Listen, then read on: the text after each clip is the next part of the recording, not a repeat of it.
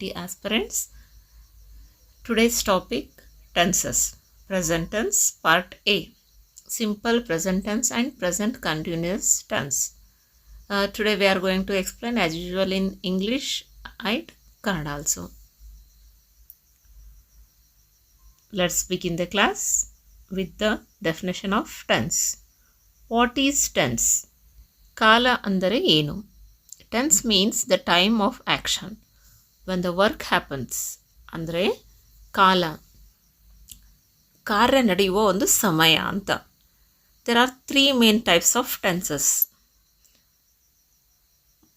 First one is present tense. ಅಂದರೆ ವರ್ತಮಾನ ಕಾಲ. Second one past tense. ಅಂದರೆ ಭೂತಕಾಲ. Third one is future tense ಅಂದರೆ ಭವಿಷ್ಯಕಾಲ ಅಥವಾ ಭವಿಷ್ಯತ್ ಕಾಲ ಅಂತ ಕೂಡ ಹೇಳ್ತೀವಿ. ಒಟ್ಟಿನಲ್ಲಿ ಮೂರು ಕಾಲಗಳನ್ನು ನಾವು ಇವಾಗ ಅಧ್ಯಯನ ಮಾಡೋಣ. ಇವತ್ತಿನ ಒಂದು ಪಾರ್ಟ್ ಎನಲ್ಲಿ ಪ್ರೆಸೆಂಟ್ ಟೆನ್ಸ್ ಬಗ್ಗೆ ಕಲಿಯೋಣ. Each tense has 4 forms: simple, continuous, perfect, perfect continuous. So ಒಟ್ಟು ಪ್ರತಿಯೊಂದು ಟೆನ್ಸಲ್ಲಿ ಕೂಡ 4 ಪ್ರಕಾರದ ಒಂದು ವಿಧಗಳನ್ನು ನೋಡ್ತೀವಿ. ಮತ್ತು ನಾವು ಅದರಲ್ಲಿ ಸಿಂಪಲ್, ಕಂಟಿನ್ಯೂಯಸ್, ಪರ್ಫೆಕ್ಟ್ ಮತ್ತು ಪರ್ಫೆಕ್ಟ್ ಕಂಟಿನ್ಯೂಯಸ್ ಅಂತ. ಇವಾಗ ಸಿಂಪಲ್ ಪ್ರೆಸೆಂಟ್ ಟೆನ್ಸ್ ಅಂದರೆ ಸಾಧಾರಣ ವರ್ತಮಾನ ಕಾಲವನ್ನು ನೋಡೋದಾದರೆ ಇದನ್ನು ನಾವು ಹೇಗೆ ಬಳಸ್ತೀವಿ? ಯೂಸೇಜ್ ಮೀನ್ಸ್ ಬಳಕೆ. ಇದನ್ನು ಸಾಮಾನ್ಯವಾಗಿ ಯೂಸ್ ಟು ಎಕ್ಸ್ಪ್ರೆಸ್. ಇದನ್ನು ಯಾಕೆ ನಾವು ಬಳಸ್ತೀವಿ ಸಿಂಪಲ್ ಪ್ರೆಸೆಂಟ್ ಟೆನ್ಸ್ ಅಂತಂದರೆ ಎಕ್ಸ್ಪ್ರೆಸ್ ಮಾಡೋದಕ್ಕೆ. ಡೈಲಿ ಹ್ಯಾಬಿಟ್ಸ್ ಆರ್ ರುಟೀನ್ಸ್ ಅಂದರೆ ದಿನನಿತ್ಯದ ಕ್ರಿಯೆಗಳನ್ನು ಹೇಳಲು ನಾವು ಏನು ಮಾಡ್ತೀವಿ? ಸಿಂಪಲ್ ಪ್ರೆಸೆಂಟ್ ಟೆನ್ಸನ್ನು ಬಳಸ್ತೀವಿ. Example: I go to school every day. I go to school every day. ನಾನು ಪ್ರತಿದಿನ ಶಾಲೆಗೆ ಹೋಗುತ್ತೇನೆ. ಈ ರೀತಿಯಾಗಿ ನಮ್ಮ ದಿನನಿತ್ಯದ ಕೆಲಸಗಳನ್ನು, ಕಾರ್ಯಗಳನ್ನು ಹೇಳುವಾಗ ನಾವು ಸಿಂಪಲ್ ಪ್ರೆಸೆಂಟ್ ಟೆನ್ಸನ್ನು ಬಳಸ್ತೀವಿ. ನೆಕ್ಸ್ಟ್ ಯೂನಿವರ್ಸಲ್ ಟ್ರುತ್ ಅಂದರೆ ಸರ್ವಸಾಮಾನ್ಯ ಸತ್ಯಗಳನ್ನು ಹೇಳುವಾಗಲೂ ಕೂಡ ನಾವೇನು ಮಾಡ್ತೀವಿ ಅಂದರೆ ಸಿಂಪಲ್ ಪ್ರೆಸೆಂಟ್ ಟೆನ್ಸನ್ನು ಬಳಸ್ತೀವಿ ಅಂತ. ಉದಾಹರಣೆಗೆ the sun rises in the east. ಸೂರ್ಯ ಪೂರ್ವದಲ್ಲಿ ಉದಯಿಸುತ್ತಾನೆ. ಇದು ಎಲ್ಲರಿಗೂ ಗೊತ್ತಿರತಕ್ಕಂಥ ವಿಷಯ ಮತ್ತು ಇಡೀ ಯೂನಿವರ್ಸಲ್ಲಿರ್ತಕ್ಕಂಥ ಒಂದು ಟ್ರುತ್. ಹಾಗಾಗಿ ಇಂಥವುಗಳನ್ನು ಹೇಳುವಾಗ ನಾವೇನು ಮಾಡ್ತೀವಿ ಅಂದರೆ ಸಿಂಪಲ್ ಪ್ರೆಸೆಂಟ್ ಟೆನ್ಸನ್ನು ಬಳಸ್ತೀವಿ. Next permanent facts or situations ಅಂದರೆ ಒಂದು ಶಾಶ್ವತವಾದಂಥ ಸತ್ಯಗಳು, ಪರ್ಮನೆಂಟ್ ಆಗಿರ್ತಕ್ಕಂಥದ್ದು, ಅವುಗಳನ್ನು ಹೇಳಬೇಕಾದ್ರೂ ಕೂಡ ನಾವು ಈ ಸಿಂಪಲ್ ಪ್ರೆಸೆಂಟ್ ಟೆನ್ಸನ್ನು ಬಳಸ್ತೀವಿ. ಉದಾಹರಣೆಗೆ ವಾಟರ್ ಬಾಯ್ಲ್ಸ್ ಎಟ್ 100 ಡಿಗ್ರಿ ಸೆಲ್ಸಿಯಸ್. ಇದು ಯಾವಾಗಲೂ ಸತ್ಯವಾಗಿರ್ತಕ್ಕಂಥ, ಶಾಶ್ವತವಾಗಿ ಸತ್ಯವಾಗಿರ್ತಕ್ಕಂಥ ಒಂದು ವಿಷಯ. ಹಾಗಾಗಿ ನಾವೇನು ಮಾಡ್ತೀವಿ? ಇದನ್ನು ಬಳಸ್ತೀವಿ ಅಂತ. ನೀರು 100 ಡಿಗ್ರಿ ಸೆಲ್ಸಿಯಸ್ನಲ್ಲಿ ಕುದಿಯುತ್ತದೆ. ಸೊ ಇಂಥವುಗಳನ್ನು ಹೇಳುವಾಗ ನಾವು ಸಿಂಪಲ್ ಪ್ರೆಸೆಂಟ್ ಟೆನ್ಸ್ಗಳನ್ನು ಬಳಸ್ತೀವಿ ಅಂತ. ಸ್ಕೆಡ್ಯೂಲ್ಡ್ ಇವೆಂಟ್ಸ್ ಅಂದರೆ ಫ್ಯೂಚರ್ ಟೈಮ್. ಯಾವುದೋ ಒಂದು ಟೈಮನ್ನು ಫಿಕ್ಸ್ ಇರುತ್ತಲ್ಲ, ಅದು ಈ ಸಮಯಕ್ಕೆ ಈ ಥರ ಈ ಕೆಲಸ ಆಗುತ್ತೆ ಅಂತ ಆ ಥರ ಸ್ಕೆಡ್ಯೂಲ್ ಮಾಡಿರ್ತಕ್ಕಂಥವುಗಳನ್ನು ಹೇಳಬೇಕಾದ್ರೂ ಕೂಡ ನಾವು ಸಿಂಪಲ್ ಪ್ರೆಸೆಂಟ್ ಟೆನ್ಸನ್ನು ಬಳಸ್ತೀವಿ ಅಂತ. ಉದಾಹರಣೆಗೆ the train leaves at 6 PM. ರೈಲು ಸಂಜೆ 6ಕ್ಕೆ ಹೊರಡುತ್ತದೆ. ಈ ರೀತಿ ಅಂದರೆ ಟೈಮು ಫ್ಯೂಚರಲ್ಲಿರುತ್ತೆ, ಬಟ್ ಅದೊಂದು ಫಿಕ್ಸ್ ಮಾಡಿರುತ್ತೆ ಟೈಮ್ ಅಲ್ವಾ.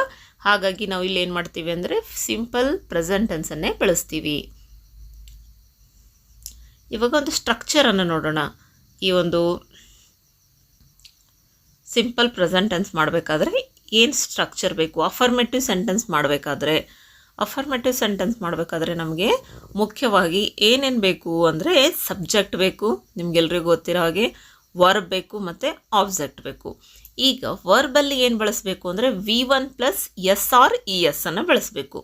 ಅಂದರೆ ಕ್ರಿಯೆಯ ಮೊದಲನೇ ಒಂದು ಅಂಶವನ್ನು ಬಳಸ್ತಕ್ಕಂಥದ್ದು, ಮೊದಲನೇ ಇರ್ತಕ್ಕಂಥ ಒಂದು ಸ್ಥಿತಿಯನ್ನು ಬಳಸ್ತಕ್ಕಂಥದ್ದು ಅಂತ. ಇಲ್ಲಿ ಪ್ಲೇ ಅನ್ನೋದು P1 ಅದು. ಸೊ ಇಲ್ಲಿ ಅದ್ರ ಜೊತೆ S ಹಚ್ಚಬೇಕು, ಇಲ್ಲ ES ಹಚ್ಚಬೇಕು. ಸೊ ಇಲ್ಲಿ ನಾವು S ಹಚ್ತಾ ಇದ್ದೀವಿ. ಏನು ಅಂದರೆ ಎಕ್ಸಾಂಪಲು, ಹಿ ಪ್ಲೇಸ್ ಕ್ರಿಕೆಟ್. ಅವನು ಕ್ರಿಕೆಟ್ ಆಡುತ್ತಾನೆ ಅಷ್ಟೇ ಇಲ್ಲಿ. ಸೊ ಇದರದ್ದು ಸ್ಟ್ರಕ್ಚರ್ ಏನಿದೆ? ಸಿಂಪಲ್ ಪ್ರೆಸೆಂಟ್ ಟೆನ್ಸ್ದು subject V1 + S or ES + object ಅಂತ. So he plays cricket. ಅವನು ಕ್ರಿಕೆಟ್ ಆಡುತ್ತಾನೆ. Next negative.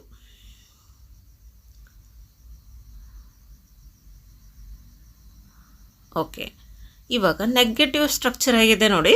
Subject plus do or does plus not plus V1 plus object. ನಾವು ನೆಗೆಟಿವ್ ಸೆಂಟೆನ್ಸನ್ನು ಸಿಂಪಲ್ ಸೆಂಟೆನ್ಸಲ್ಲಿ ಹೇಳಬೇಕು. ಸಿಂಪಲ್ ಪ್ರೆಸೆಂಟ್ ಟೆನ್ಸಲ್ಲಿ ಅಂದರೆ subject plus do or does plus not plus V1 plus object ಅಂತ. Example, she does not sing, ಅವಳು ಹಾಡುವುದಿಲ್ಲ ಅಂತ. ಇಲ್ಲಿ ಡಸ್ ಡೂ ಯಾವಾಗ ಬಳಸಬೇಕು ಅದೆಲ್ಲ ನಿಮಗೆ ಇದು ಒಂದು ಬೇಸಿಕ್ ಆಗಿರ್ತಕ್ಕಂಥ ಒಂದು ಕಾನ್ಸೆಪ್ಟ್ ಇದೆ. ಆದರೂ ಕೂಡ ನಿಮ್ಗೆ ಅದ್ರ ಮೇಲೆ ಕೂಡ ಒಂದು ವಿಡಿಯೋ ಬೇಕು ಅಂತಂದರೆ ನಾನು ಅದಕ್ಕಾಗಿ ಒಂದು ನೋಟ್ಸ್ ಪ್ರಿಪೇರ್ ಮಾಡಿ ನಿಮಗೆ ಅದ್ರ ಬಗ್ಗೆ ಕೂಡ ವಿಡಿಯೋನ ಮಾಡ್ತೀನಿ, ಕಮೆಂಟಲ್ಲಿ ತಿಳಿಸಿ. ಸೊ ಇಲ್ಲಿ subject plus do or does plus not plus V1 plus object. She does not Singh ಅಂತ. ಇಲ್ಲಿ ಸಿಂಗ್ ಅನ್ನೋದು V1, ಅವಳು ಹಾಡುವುದಿಲ್ಲ ಅಂತ. ಇಂಟರೋಗೇಟಿವ್ ಅಂದರೆ ಸ್ವಲ್ಪ ಪ್ರಶ್ನಾರ್ಥಕವಾಗಿರ್ತಕ್ಕಂಥವು. Okay, do or does plus subject plus V1 plus ಆಬ್ಜೆಕ್ಟನ್ನು ನಾವು ಸಾಮಾನ್ಯವಾಗಿ ಬಳಸ್ತಕ್ಕಂಥ ಸ್ಟ್ರಕ್ಚರ್ ಇದರಲ್ಲಿ. Example, does she read books. ಇಲ್ಲಿ ಫಸ್ಟು ಡೂ ಆರ್ ಡಸ್ ಬರಬೇಕು. ಇಲ್ಲಿ ಹಿ ಇರೋದ್ರಿಂದ ಥರ್ಡ್ ಪರ್ಸನ್ ಇರೋದ್ರಿಂದ ನಾವೇನು ಮಾಡ್ತಾ ಇದ್ದೀವಿ, ಇಲ್ಲಿ ಡಸ್ಸನ್ನು ಬಳಸ್ತಾ ಇದ್ದೀವಿ. ಹಿ ಆರ್ ಶಿ ಇಟ್ ಇವು ಬಂದು ಅಂದರೆ ನಾವು ಡಸ್ ಬಳಸಬೇಕು. ಇನ್ನು ಉಳಿದಿದ್ದಂಥ ಫಾರ್ಮಲ್ಲಿ ನಾವು ಡೂ ಅನ್ನು ಬಳಸ್ತೀವಿ ಅಂತ. ಡಸ್ ಹಿ ರೀಡ್ ಬುಕ್ಸ್, ಅವನು ಪುಸ್ತಕಗಳನ್ನು ಓದುತ್ತಾನೇ ಅಂತ.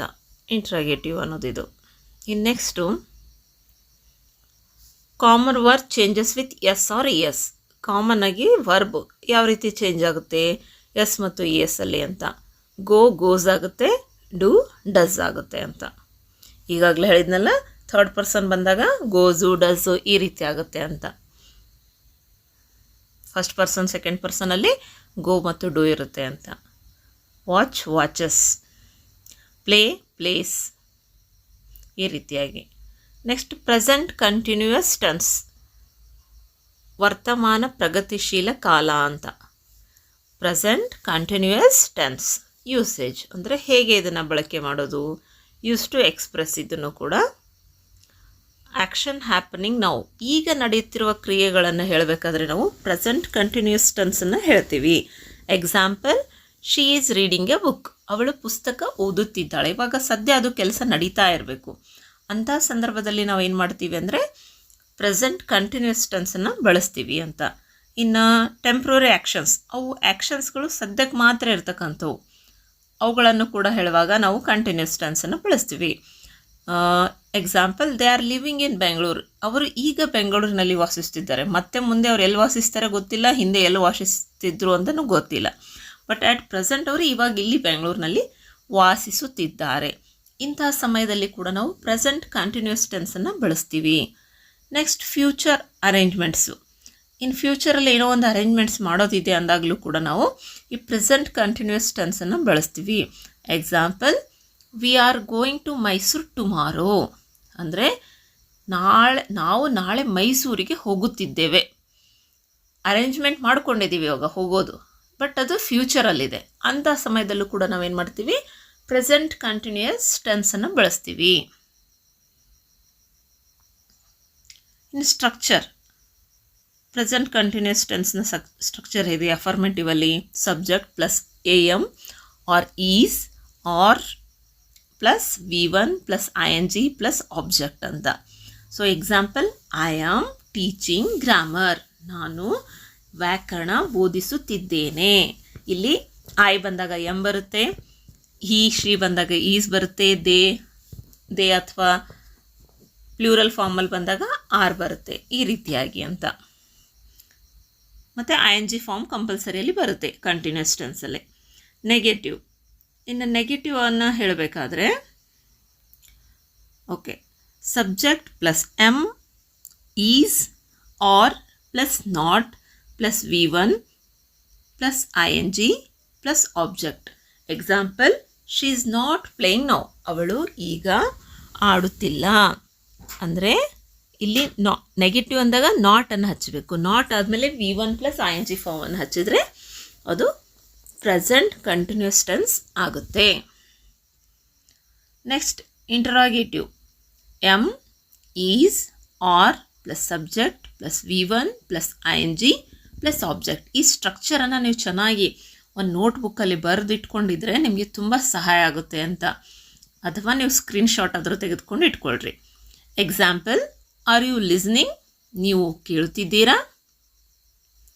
R you listening? ಈ ರೀತಿಯಾಗಿ. ಇವಾಗ ಕ್ವಿಕ್ಕಾಗಿ ಒಂದು ಸಮ್ಮರಿಯನ್ನು ಮಾಡೋಣ ಸಂಕ್ಷಿಪ್ತವಾಗಿ. ಟೆನ್ಸಸ್ ಟೈಪು, ಸ್ಟ್ರಕ್ಚರು, ಎಕ್ಸಾಂಪಲು ಮತ್ತು ಕನ್ನಡ ಮೀನಿಂಗನ್ನು ನೋಡ್ತಾ ಹೋಗೋಣ. Simple present subject plus V1 plus ES or S ಅನ್ನು ಹಚ್ಚಬೇಕು. ಉದಾಹರಣೆಗೆ ಶೀ ಸಿಂಗ್ಸ್ ವೆಲ್, ಅವಳು ಚೆನ್ನಾಗಿ ಹಾಡುತ್ತಾಳೆ. ಪ್ರೆಸೆಂಟ್ ಕಂಟಿನ್ಯೂಸ್ ಅನ್ನು ಹೇಳಬೇಕಾದ್ರೆ subject plus M or is ಅಥವಾ or plus V1 plus ING. I am writing, ನಾನು ಬರೆಯುತ್ತಿದ್ದೇನೆ. ಈಗ ಒಂದಿಷ್ಟು ಪ್ರಾಕ್ಟೀಸ್ ಕ್ವಶನ್ಸ್ಗಳನ್ನು ನೋಡೋಣ. He dash go to school every day. ಇಲ್ಲಿ ಗಮನಿಸಬೇಕು, ಇಲ್ಲಿ ಹಿ ಬಂದಿರೋದ್ರಿಂದ ನಾವು ಗೋ ಅನ್ನು ಬಳಸೋದಿಲ್ಲ, ಗೋಸ್ ಅನ್ನು ಬಳಸ್ತೀವಿ. ಸೊ ಅದನ್ನು ಸ್ವಲ್ಪ ಗಮನಿಸಬೇಕು. Next, the baby dash sleep now. ಇವಾಗ ಇಲ್ಲಿ ಸ್ಲೀಪ್ ಬರಬೇಕು, ಸ್ಲೀಪ್ಸ್ ಬರಬೇಕು ಹೇಳಬೇಕು. ಹಾಂ, ಕಂಟಿನ್ಯೂಸ್ ಟೆನ್ಸ್ ಇದ್ದರೆ the baby is sleeping now ಅಂತ ಬರುತ್ತೆ. Next, we dash cricket on Sundays. We play cricket on Sundays. ಇಲ್ಲಿ ವಿ ಬರೋದ್ರಿಂದ ಪ್ಲೂರಲ್ ಫಾರ್ಮ್ ಅಂದರೆ ಅಲ್ಲಿ ಎಸ್ ಅನ್ನು ಹಚ್ಚಬಾರ್ದು. So we play cricket on Sundays ಅಂತ. Next, I dash our story book now. Now ಅಂತ ಬಂದಾಗ ಸಾಮಾನ್ಯವಾಗಿ ಕಂಟಿನ್ಯೂಸ್ ಟೆನ್ಸನ್ನು ಹೇಳಬೇಕು. ಈಗ ಸದ್ಯ ನಡೀತಾ ಇದೆ ಅಂತ ಹೇಳಬೇಕಾದ್ರೆ ಯಾವಾಗಲೂ ಕೂಡ ನಾವು ಕಂಟಿನ್ಯೂಸ್ ಅಂದರೆ I am reading a story book ಅಂತ. Next, she teach English every morning. ಸಾಮಾನ್ಯವಾಗಿ ಎವ್ರಿ ಅಂದರೆ ಪ್ರತಿದಿನ ಅಂತ. ಸೊ ಪ್ರತಿದಿನದ್ದು ಬಂದಾಗ ನಾವು ಸಿಂಪಲ್ ಪ್ರೆಸೆಂಟ್ ಟೆನ್ಸನ್ನು ಬಳಸಬೇಕು. She teaches English every morning ಅಂತ. She teaches English every morning. Next, sun rise in the east. So ದಿನನಿತ್ಯ ಆಗ್ತಕ್ಕಂಥ ಕ್ರಿಯೆ ಇದು. ಆವಾಗಲೂ ಕೂಡ ನಾವು ಸಿಂಪಲ್ ಪ್ರೆಸೆಂಟ್ ಟೆನ್ಸನ್ನೇ ಬಳಸಬೇಕು. The sun rises in the east. The sun rises in the east. Next, they watch TV at the moment. ಅಂದರೆ ಎಟ್ ದ ಮೂಮೆಂಟ್ ಅಂದರೆ ಇವಾಗ. ಸೊ ಇವಾಗ ಅಂದ ತಕ್ಷಣ ಅಲ್ಲಿ ಏನು ಗೊತ್ತಾಗಬೇಕು ನಮಗೆ? ಕಂಟಿನ್ಯೂಯಸ್ ಅಂತ. So they are watching TV at the moment. They are watching TV at the moment. Next, my father dash in a bank. My father works in a bank. ಇದು ರೆಗ್ಯುಲರ್ ಆಗಿ ರೂಟೀನಲ್ಲಿ ಬರ್ತಕ್ಕಂಥ ಕೆಲಸ ಅಲ್ವಾ, ಹಾಗಾಗಿ ನಾವು ಇದನ್ನು ಸಿಂಪಲ್ ಪ್ರೆಸೆಂಟಲ್ಲಿ ಹೇಳಬೇಕು. Next, I learn English grammar. So ನಾನು ಇವಾಗ ಕಲಿತಾ ಇರೋದಲ್ವಾ, so I am learning English grammar ಅಂತ ಹೇಳಬೇಕು. Birds fly in the sky. Birds fly in the sky. ಇಲ್ಲಿ ಫ್ಲೈ ಅಂತ ಅಷ್ಟೇ ಬರುತ್ತೆ ಪ್ಲೂರಲ್ ಫಾರ್ಮಲ್ಲಿರೋದ್ರಿಂದ. Tips for TET exam. So ಇಲ್ಲಿ ಏನು ಮಾಡಬೇಕು? TET ಎಕ್ಸಾಮಲ್ಲಿ ನೀವು ಸ್ಕೋರ್ ಮಾಡಬೇಕು ಅಂದರೆ focus on usage based questions. ಅಂದರೆ ಅಲ್ಲಿ ಯೂಸೇಜ್ ಬೇಸ್ಡ್ ಕ್ವಶನ್ಸ್ ಎಲ್ಲ ಕೊಡ್ತಾರಲ್ವ, ಅದ್ರ ಮೇಲೆ ನೀವು ಫೋಕಸ್ ಮಾಡಬೇಕು ಅಂತ. Next, learn verb forms. V1, V2, V3 ಈ 3 ಫಾರ್ಮ್ಗಳನ್ನು ಪರ್ಫೆಕ್ಟಾಗಿ ನಾವು ಕಲಿಬೇಕು. ಆವಾಗ ನಮಗೆ TET ಕ್ವಶನ್ಸನ್ನು ಬಹಳ ಸರಳವಾಗಿ ನಾವು ಏನು ಮಾಡ್ಬೋದು? ಬಿಡಿಸ್ಬೋದು ಅಂತ. Next, watch for do or does mistakes in MCQs. ಅಂದರೆ ಸಾಮಾನ್ಯವಾಗಿ ಡೂ ಡಸ್ ಇಂಥ ಕ್ವಶನ್ಸ್ಗಳನ್ನು ನಿಮಗೆ ಏನು ಮಾಡ್ತಾರೆ? ಕನ್ಫ್ಯೂಷನ್ ಮಾಡೋದಕ್ಕೋಸ್ಕರ ಕೊಡ್ತಿರ್ತಾರೆ. ಅವುಗಳನ್ನು ತುಂಬ ಸಿಲ್ಲಿ ಅನಿಸ್ತಿರುತ್ತೆ, ಬಟ್ ಅಂಥವುಗಳಲ್ಲೇ ನಾವು ಮಿಸ್ಟೇಕ್ಸ್ ಮಾಡಿ ಬಂದಿರ್ತೀವಿ. ಸೊ ಆ MCQsಗಳನ್ನು ಬಿಡಿಸ್ಬೇಕಾದ್ರೆ ತುಂಬ ಕೇರ್ಫುಲ್ಲಾಗಿ ಬಿಡಿಸ್ಬೇಕು ಅಂತ. Next, revise signal words like every day, always, now, at present. ಇವುಗಳಲ್ಲೇ ನಮ್ಗೆ ಗೊತ್ತಾಗುತ್ತೆ ಇದು ಪ್ರೆಸೆಂಟ್ ಟೆನ್ಸೋ, ಪ್ರೆಸೆಂಟ್ ಸಿಂಪಲ್ ಟೆನ್ಸಾ, ಕಂಟಿನ್ಯೂಯಸ್ಸಾ, ಪರ್ಫೆಕ್ಟ್ ಕಂಟಿನ್ಯೂಯಸ್ ಅನ್ನೋದನ್ನು ತಿಳ್ಕೊಬೇಕು ಅಂತಂದರೆ ನಾವು ಈ ಒಂದು ಸಿಗ್ನಲ್ ವರ್ಡ್ಸ್ಗಳನ್ನು ಸರಿಯಾಗಿ ಗಮನಿಸಬೇಕು ಅಂತ. Every day, always, now, at the moment ಈ ಥರವಾಗಿರ್ತಕ್ಕಂಥವುಗಳನ್ನು. ಸೊ ಇಲ್ಲಿಗೆ ಇವತ್ತಿನ ಸೆಷನ್ ಮುಕ್ತಾಯ ಆಯಿತು. ನಾವು ನಾಳೆ ಮತ್ತೆ ಹೊಸ ಒಂದು ಟಾಪಿಕ್ ಇದರ ಮುಂದುವರೆದ ಭಾಗವನ್ನು ಮಾಡೋಣ ಪಾರ್ಟ್ ಬಿಯಲ್ಲಿ. So thank you for tuning to our channel. Do subscribe. Don't forget to press the like button. Thank you one and all.